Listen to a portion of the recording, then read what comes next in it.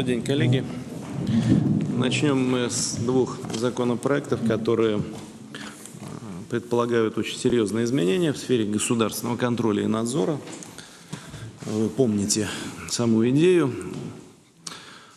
Под нее была организована работа большая, проанализированы сотни нормативных актов, были в работу включены практически все министерства и ведомства, активно высказывал свою позицию бизнес, много предложений было от регионов. Все эти предложения постарались учесть, но понятно, что все равно идеальной модели не бывает, поэтому законопроекты будут дорабатываться и по итогам сегодняшнего разговора, и в дальнейшем в ходе работы в парламенте. По сути, речь идет о системном регулировании контрольно-надзорной деятельности, которое позволит сделать эту сферу более современной, более прозрачной, более эффективной. Мы об этом, собственно, и говорили, как о самой главной цели. Поможет уменьшить административную нагрузку на предпринимателей и на других лиц, которые являются объектом проверок. Эти мероприятия, как известно, весьма затратные, и не только для бизнеса, но и для самих контрольно-надзорных органов, а это затраты государства. Сейчас, по оценке Минэкономразвития, в нашей стране существует более 220 видов государственного контроля или надзора на федеральном уровне. Плюс есть еще почти 50 региональных видов контроля и 16 муниципальных видов. Более 600, а именно 624 вида разрешительной деятельности. Все это осуществляется каждый день, но вот эффективность очень часто вызывает вопросы. Первый законопроект направлен на создание новой, более четкой, более компактной системы обязательных требований. Эти требования действительно необходимы с точки зрения предотвращения рисков для жизни и здоровья и других охраняемых законом ценностей. При этом эти требования, естественно, должны быть понятными. Сегодня в нашем законодательстве действует порядка 2 миллионов обязательных норм и правил. Вот эти, вдумайтесь, 2 миллионов. Это колоссальная цифра.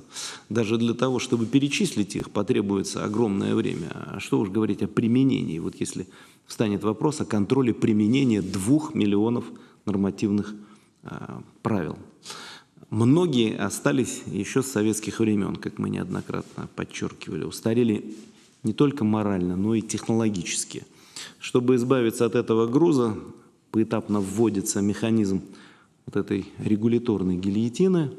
Главная задача заключается не в том, чтобы отменить старое регулирование, а именно в том, чтобы создать новое регулирование. Особенно в тех случаях, когда это регулирование все-таки необходимо.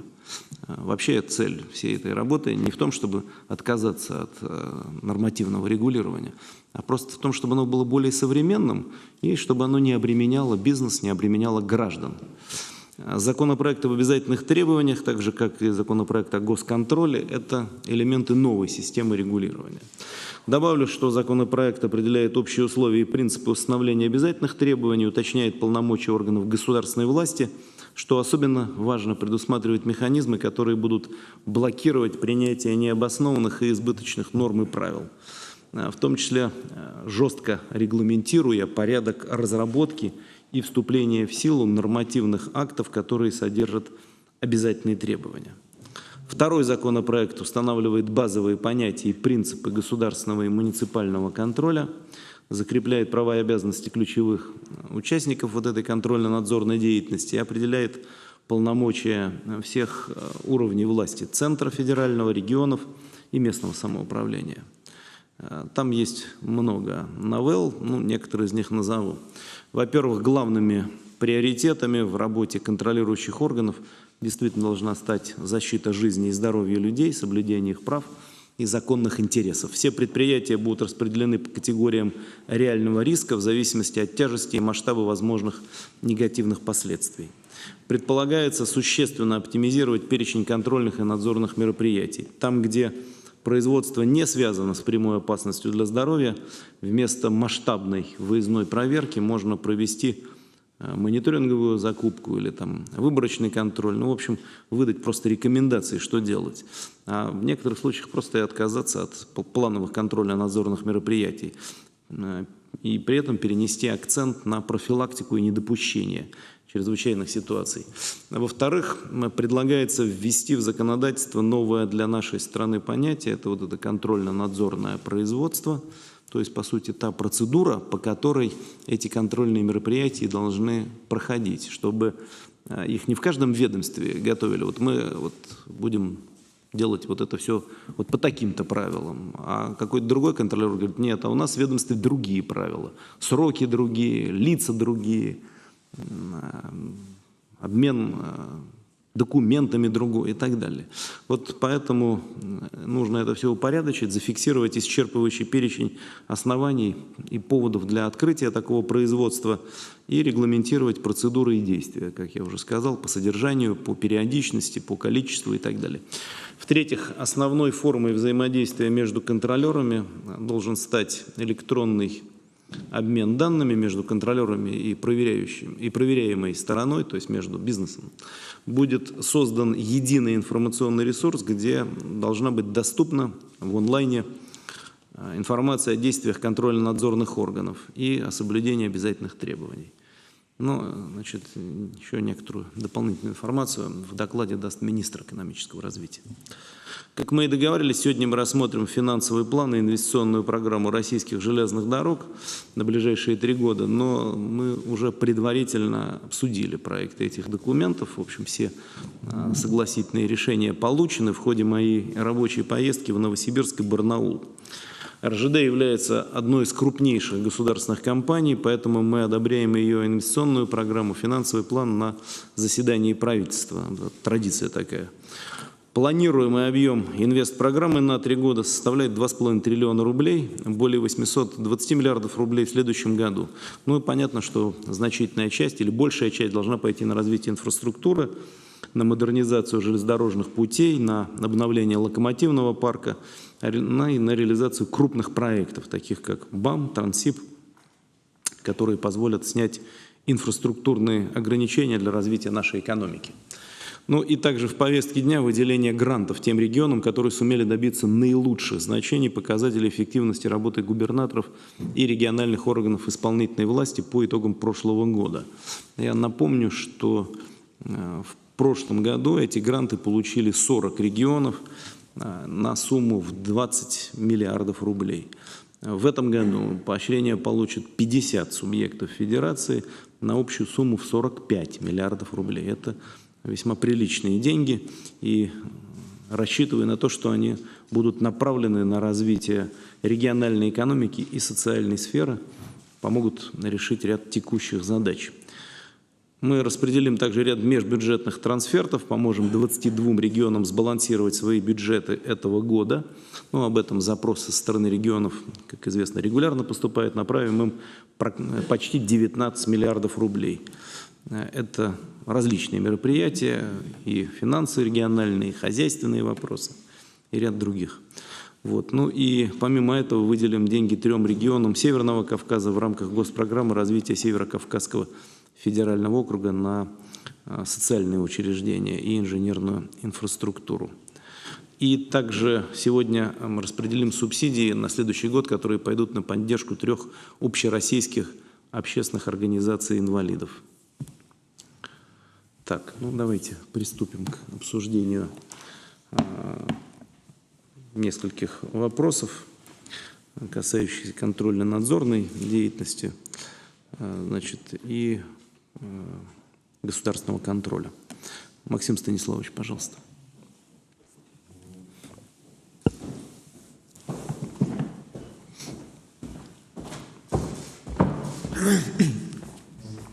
Уважаемый Дмитрий Анатольевич, уважаемые коллеги, подготовлен пакет законопроектов о реформе контроля и де-факто дебюрократизации условий ведения бизнеса. Сегодня рассматриваются 2 ключевых документа. Это законопроект об обязательных требованиях и законопроект о государственном и муниципальном контроле. Они затрагивают широкий круг участников. По сути, это все, кто так или иначе вовлечен в контрольно-надзорную деятельность. Именно поэтому документы проходили многочисленные согласования, было подготовлено несколько редакций, большая работа была проведена на площадке правительства Российской Федерации.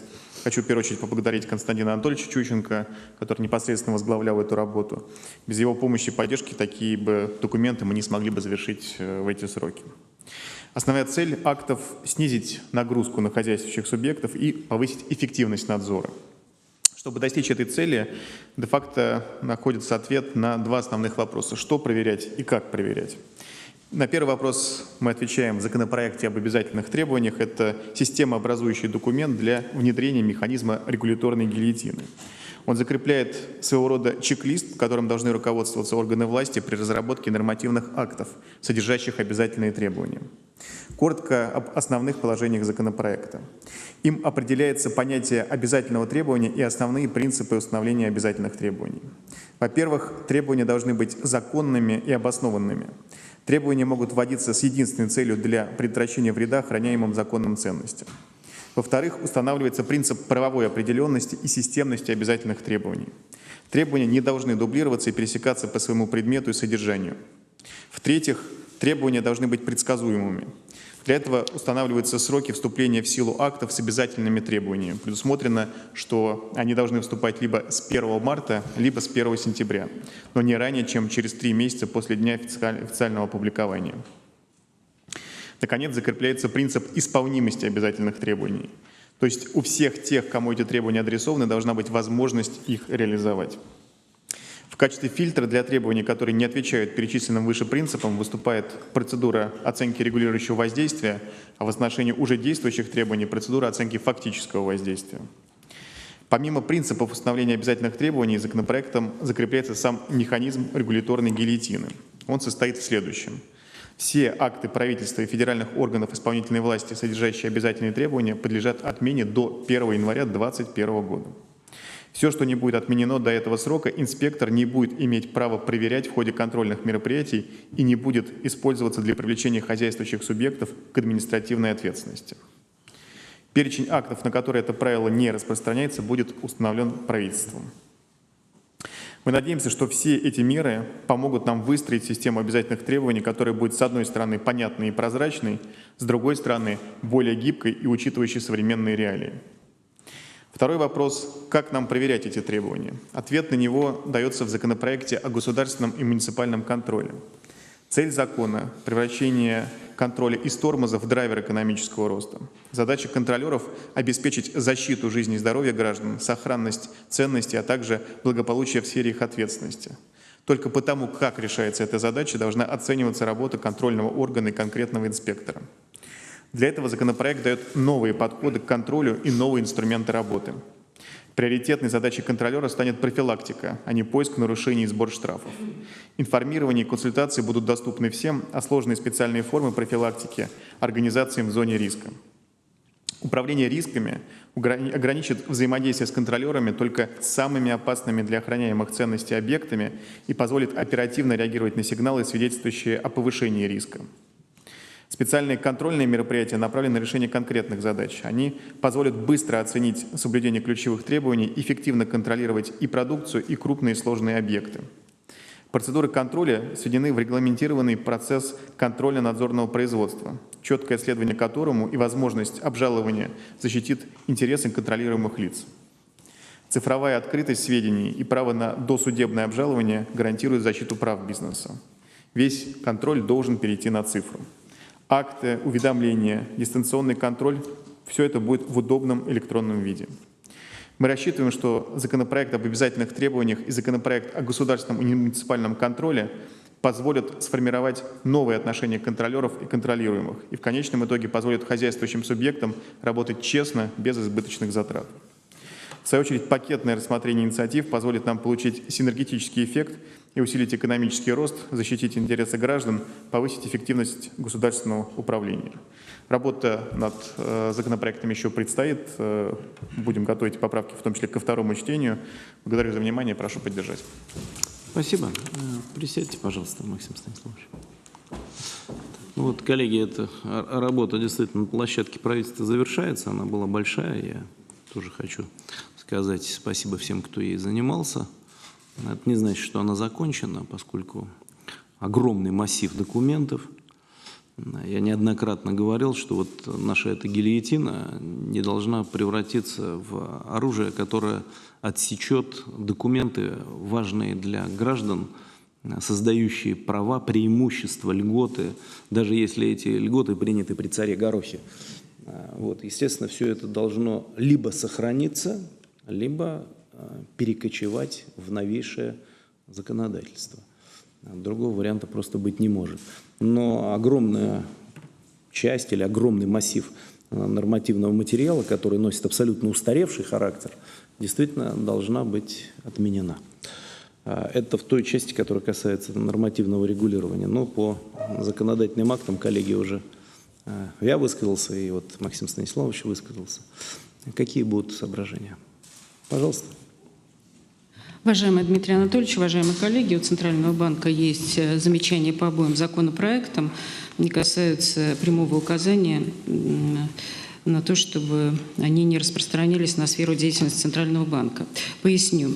То, что касается установления обязательных требований, в первоначальной редакции предусматривалось нераспространение порядка, определяющего выработку обязательных требований на Банк России, но почему-то в этой редакции это исчезло.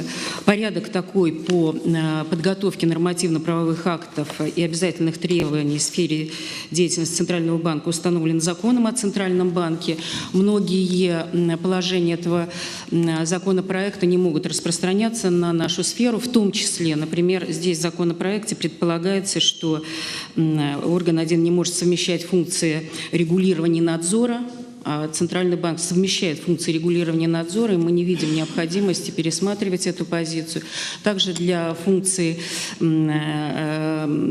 часть мер у нас не может приниматься в сроки, установленные только в марте и сентябре. Есть макропруденциальные меры, которые требуют более быстрой реакции для установления обязательных требований и так далее. Поэтому у меня просьба учесть эти замечания, которые были направлены. Я только не очень понимаю, сам законопроект, он юридически в целом распространяется на деятельность Центрального банка? Раньше было изъятие, что он не распространяется. Да. Теперь этого изъятия нет. И вот есть коллизия, да, есть коллизия с установленным законом о Центральном банке и так далее. Услышал это, да.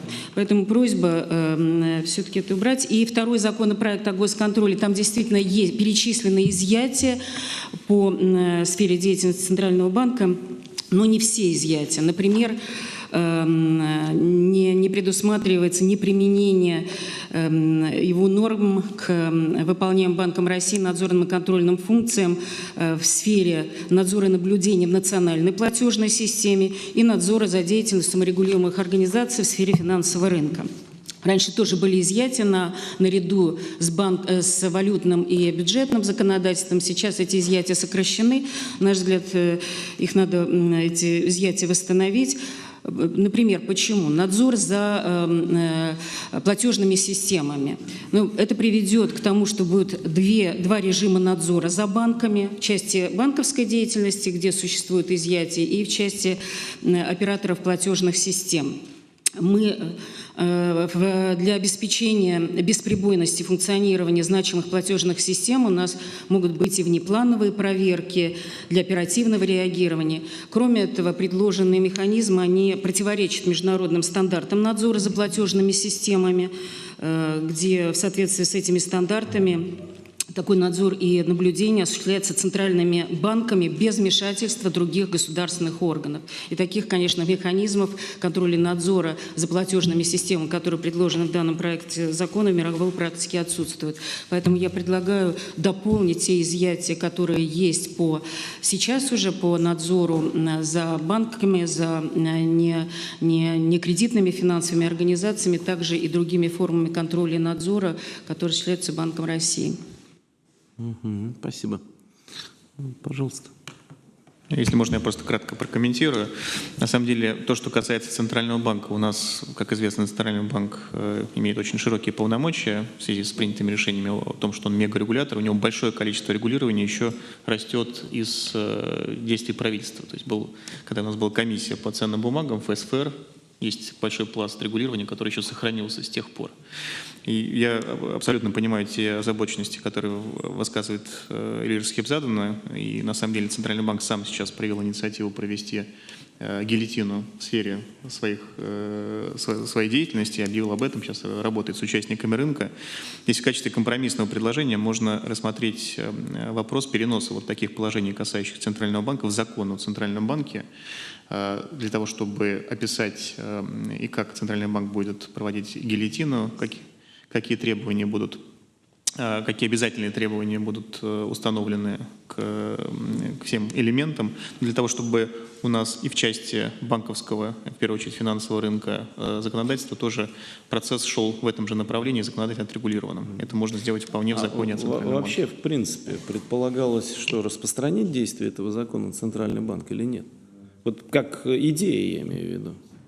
Есть просто закон о Центральном банке, который определяет особый порядок работы, поэтому там большая часть, она остается там и не пересекается. Есть частичные элементы, которые, вот как Эльвира Схибзадовна в своем выступлении говорила, платежные системы и так далее, которые в эту историю попадают.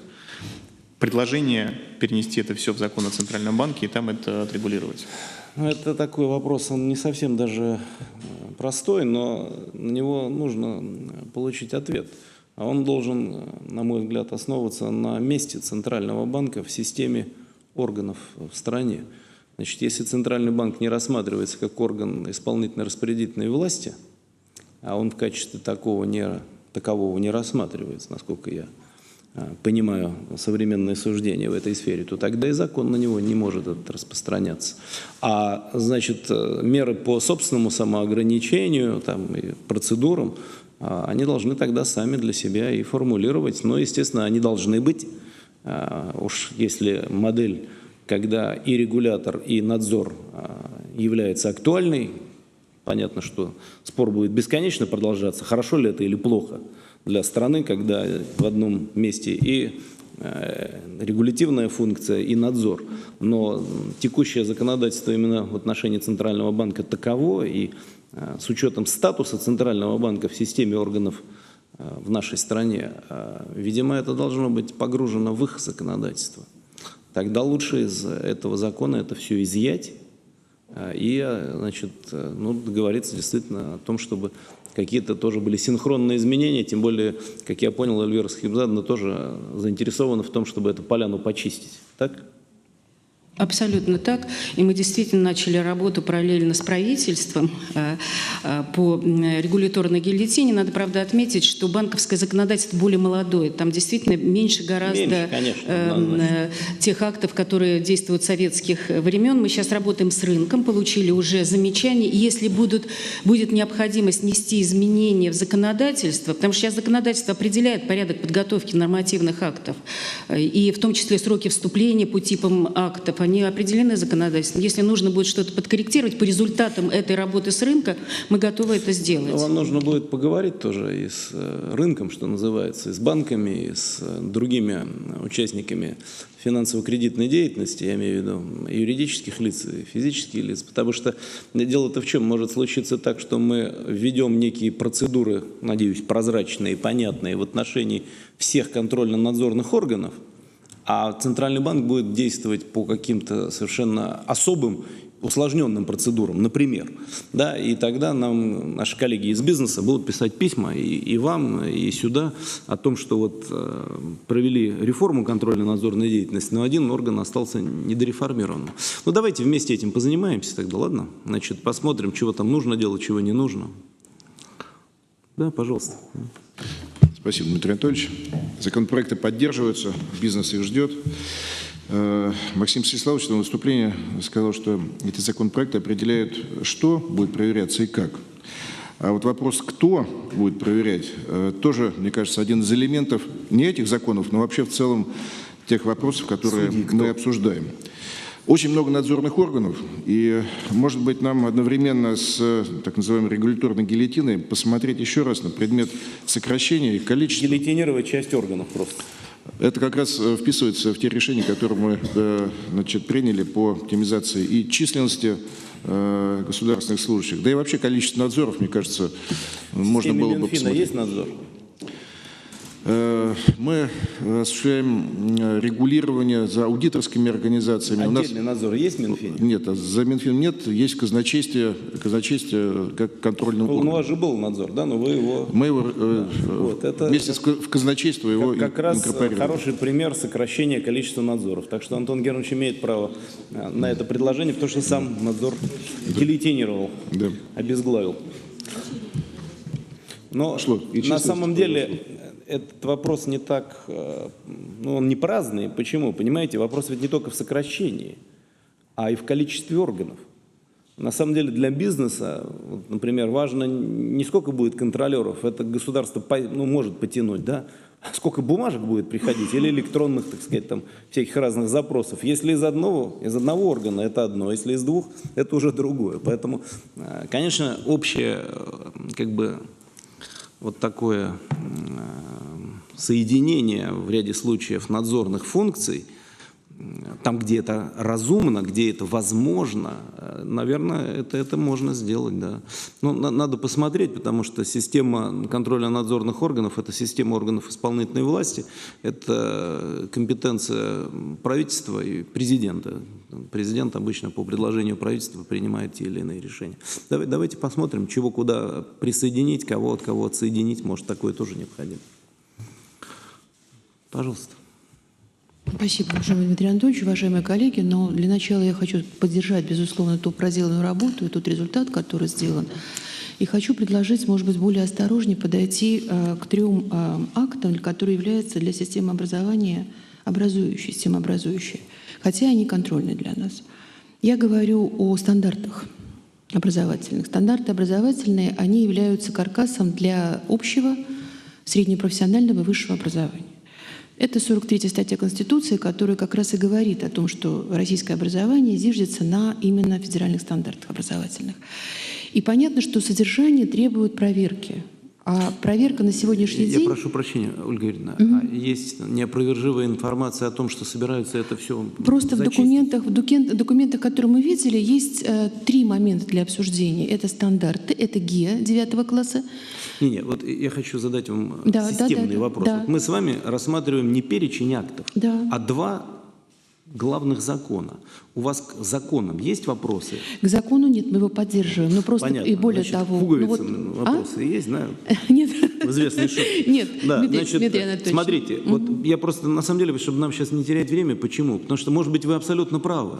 Но если речь идет о перечне нормативных актов, подлежащих сокращению, изменению и так далее, вы просто все свои соображения представьте мне, представьте вот Константину Анатольевичу, с тем, чтобы мы их, допустим, не почикали в случае... У нас как бы три основных темы. Это стандарты, это ГИА и ЕГЭ. Это те вещи, которые определяют как содержание, так и его оценку. Я не возражаю, я и спорить не буду, и соглашаться не буду, но просто давайте мы это в индивидуальном порядке рассмотрим. Потому что я уверен, если спросить вот за этим столом коллег, у которых есть надзоры, чего сокращать, чего не сокращать, они тоже нам скажут, что вот это, пожалуйста, не трогайте, ну и так далее. То есть это вопрос индивидуальной работы. Как системообразующий, Дмитрий Анатольевич, просто системообразующий. Не сомневаюсь, прошу эту работу продолжить, Константин Анатольевич. Но вы и так ее ведете, вместе со всеми органами, естественно, чтобы не было беспокойности, что что-то отменят, чего нельзя отменять. Это понятно, я в своем вступительном слове об этом сказал. По законам, вот именно по обязательным требованиям, системе обязательных требований и процедуре, которую мы вводим, то есть, как это иногда коллеги называют, некий вот этот надзорно-процессуальный кодекс, по аналогии с арбитражно-процессуальным законодательством или кодексом об административных правонарушениях. Пожалуйста. Буквально два слова, присоединиться к вашим словам благодарности Константину Анатольевичу, Минэку, которые проводили эту работу. Мы действительно плотно в ней участвуем. Есть вопрос общего свойства, связанный с членством Российской Федерации в различных международных организациях. Дело в том, что закон об обязательных требованиях устанавливает достаточно жесткую систему выстраивания под международные договоры таких обязательных требований внутри России. В частности, если в соответствии с международным договором требуется принятие акта, содержащего обязательные требования, то тогда такой акт принимается. Дело в том, что в ряде позиций у нас по, скажем, членству Российской Федерации в Международной организации гражданской авиации, Международной морской организации ОСЖД нет такого прямого указания о разработке тех или иных обязательных требований. Есть указание о разработке некой системы нормативных актов, системы безопасности полетов или что-то в этом роде. Вот чтобы мы не потеряли вот эту вот тоже направление, часть которых будет содержать обязательные требования. Некий особый, может быть, режим предусмотреть при доработке для Хорошо, таких. посмотрите, это действительно вопросы состыкованности международных требований и нашего внутреннего теперь будущего такого регулирования в этой сфере. Конечно, надо, чтобы мы не забыли здесь ничего и не попали в сложную ситуацию. Спасибо. У членов правительства есть еще комментарии к законопроектам? Нет? Пожалуйста, Михаил Ильич, но только если это законов касается, я прошу обратить внимание, мы не обсуждаем 2 миллиона нормативных актов, о которых я сказал в вступительном слове. Да, это касается закона. Я хочу сказать два слова по закону о государственном муниципальном контроле, уважаемый Дмитрий Анатольевич, уважаемые члены правительства. Безусловно, большой объемный материал, он требует еще большего изучения, но пока с первым знакомством с этим документом, мы его получили только что, вчера, есть два момента, на которые хотелось бы обратить внимание, чтобы они были учтены при доработке. Первый момент – это мы пока не нашли, может быть, это где-то там, так сказать, в конце этого документа есть, какого-то положения о взаимодействии с негосударственными органами контроля, но в частности есть профсоюзный контроль за соблюдением законодательства о труде, который записан в законе соответствующем. То есть какая-то ссылка должна понятно, быть, это, иначе я думаю, это не будет справедливый работать. вопрос. Это первое. И второе замечание. Мы не нашли там то, что в более ранних вариантах подобного закона было. Это реакция на обращение граждан и соответствующий механизм, как реагировать на граждан. Понятно, что не на каждую жалобу и не на каждое обращение, но тем не менее такая форма, так сказать, реагирования на те или иные, так сказать, действия, она должна, с нашей точки зрения, оставаться и каким-то образом должна быть описана. Спасибо. Спасибо. Спасибо. Все. Ну, я просил бы учесть, естественно, там соображения, которые коллеги высказывали все при доработке законопроектов, но в целом важность этого все понимают. Давайте доработаем, мы будем вносить для последующей работы это все в парламент. Нет возражений? Принимаем решение по первому и второму вопросу. Третий и четвертый вопрос, он связан с корпоративным законодательством, с гражданским законодательством. Максим Станиславович.